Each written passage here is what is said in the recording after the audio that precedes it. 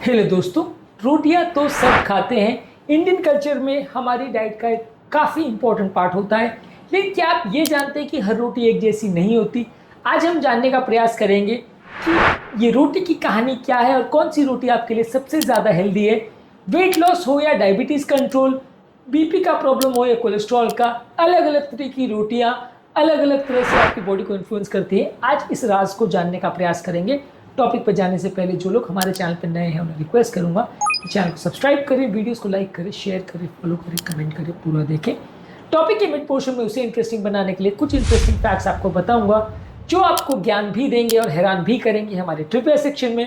और यदि आप टॉपिक के एंड तक मेरे साथ बने रहते हैं, जैसे कि मैं आपसे उम्मीद करूंगा, तो हमारे प्रैक्टिकल यूटिलिटी सेक्शन में कुछ ऐसे फैक्ट्स आपको बताऊंगा जो इस टॉपिक से मिली इन्फॉर्मेशन को आपकी रोजमर्रा की जिंदगी में यूटिलाइज करने में मदद करेगी। तो चलिए शुरू करते हैं मेरे साथ ये हेल्थ का सफर। इससे पहले अपनी क्लिनिक के एक्सपीरियंस से कुछ स्टोरीज आपको बताऊंगा। एक 55 ईयर ओल्ड डायबिटिक पेशेंट मेरे पास आया जो गेहूं से बनी हुई रोटियां खाता था। जैसे ही हमने उसे एडवाइस किया कि गेहूं की रोटी के कंपैरिजन में रागी की रोटी या ज्वार बाजरा की रोटी बेटर है, सिर्फ एक छोटे से चेंज से उसकी सिग्निफिकेंट शुगर की कंट्रोल में फ़ायदा देखने को मिला और उसकी शुगर का कंट्रोल काफ़ी बेटर हो गया, उसकी दवाइयाँ काफ़ी कम हो गई। इसके अलावा एक फीमेल पेशेंट हमारे पास जो यंग फीमेल आई थी, उससे हमने उसकी वेट लॉस की जर्नी को डिस्कस किया। उसको जब हमने सजेस्ट किया कि अपनी रोटी को चेंज करे और ज्वार बाजरा पर शिफ्ट करे या बाजरे की रोटी खाए, तो उसका डाइजेशन भी इंप्रूव हुआ और ग्रेजुअली उसको वेट लॉस करने में भी सिग्निफिकेंट मदद मिली। तो ओवरऑल ये समझना ज़रूरी है कि ग्लूटेन सेंसिटिविटी वाले पेशेंट्स में गेहूं वाली रोटी से प्रॉब्लम होती है, बेसन की रोटी या ओट्स की रोटी उनके लिए हेल्दी होती है। ये क्लिनिकल केसेस हमें बताते हैं कि रोटी बहुत सिग्निफिकेंट इन्फ्लुएंसेस कर सकते हैं हमारी बहुत सारी बीमारियों में।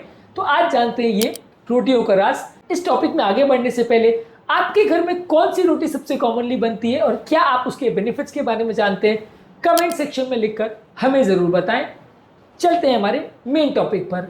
अलग अलग तरह की रोटियों में सबसे बेस्ट होता है मल्टीग्रेन की रोटी। इसमें हाई फाइबर कंटेंट्स होता है, इसमें होल व्हीट, ओट्स, बार्ली, रागी, ये सब चीज़ों का मिक्सचर होता है। इसका ग्लाइसेमिक इंडेक्स काफ़ी अच्छा होता है, फाइबर कंटेंट काफ़ी अच्छा होता है, वेट लॉस में सपोर्ट करता है, ये ब्लड शुगर कंट्रोल और डाइजेस्टिव हेल्थ के लिए काफ़ी अच्छा है।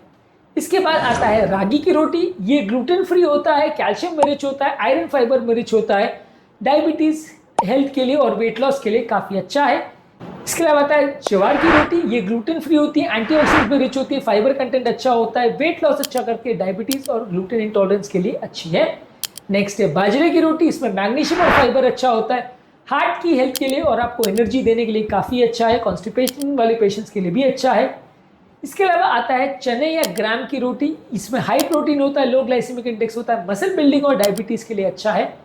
इसके बाद आती है होल व्हीट की रोटी। ये आटे की रोटी, खासकर मोटा पिसा आटा हो तो उसमें फाइबर और ब्रांड होता है, ये मीडियम ग्लाइसेमिक इंडेक्स का रोटी होता है, कुछ लोगों में ये ब्लोटिंग कर सकता है। सबसे बुरी रोटियों में आते हैं मैदे की रोटी या नान। इसका ग्लाइसेमिक इंडेक्स काफ़ी हाई होता है, फाइबर इंटेक काफ़ी कम होता है, न्यूट्रिएंट्स काफ़ी कम होते हैं, शुगर स्पाइक्स करता है, बहुत सारी बीमारी करता है, बिल्कुल नहीं खाना चाहिए।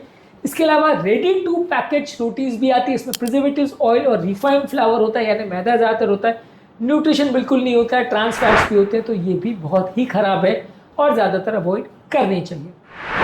अब आते हैं हमारे ट्रिविया सेक्शन में, जहाँ पे मैंने आपको बताया था कि कुछ इंटरेस्टिंग फैक्ट्स और फिगर्स आपको बताऊंगा जो आपको ज्ञान भी देंगे और हैरान भी करेंगे। तो चलते हैं हमारे ट्रिविया सेक्शन में।